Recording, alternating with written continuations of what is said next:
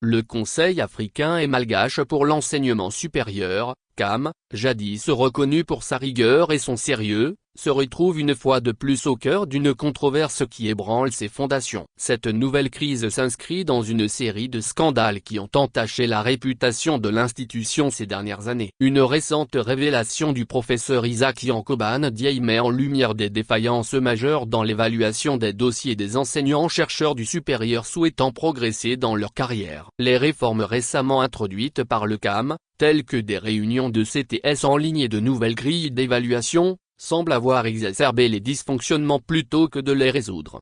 Le cœur du problème réside dans l'ingérence du CCG dans les décisions du comité technique spécialisé, CTS, traditionnellement chargé de l'évaluation scientifique des candidats. Le professeur Ndiaye dénonce une substitution injustifiée du CCG au CTS, remettant en question l'intégrité du processus d'évaluation.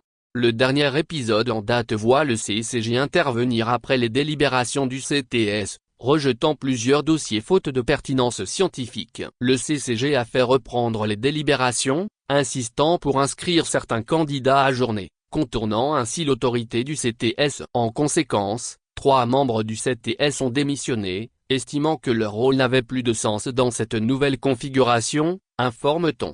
Face à cette situation, des démissions au sein du CTS sont annoncées. Si cette démission se concrétise, elle représenterait un sérieux désaveu pour le CAM. Cependant, comme le note un observateur, démission n'est pas dans nos ADN, laissant planer le doute sur la réalité de ces menaces. Cette crise soulève des questions profondes sur l'avenir du CAM et son impact sur l'enseignement supérieur en Afrique francophone. Comme le souligne un critique, le CAM des promotions au rabais prend corps et devrait aussi longtemps que possible irriguer négativement le décollage de l'Afrique francophone. Le professeur Ndiaye appelle à un audit technique et financier du CAM. Il propose également d'explorer d'autres modes d'évaluation par les enseignants, à l'instar des pratiques béninoises. Si cette situation persiste, il exhorte les autorités à examiner de près les événements actuels au sein du CAM, arguant que la crédibilité scientifique de l'Afrique est en jeu.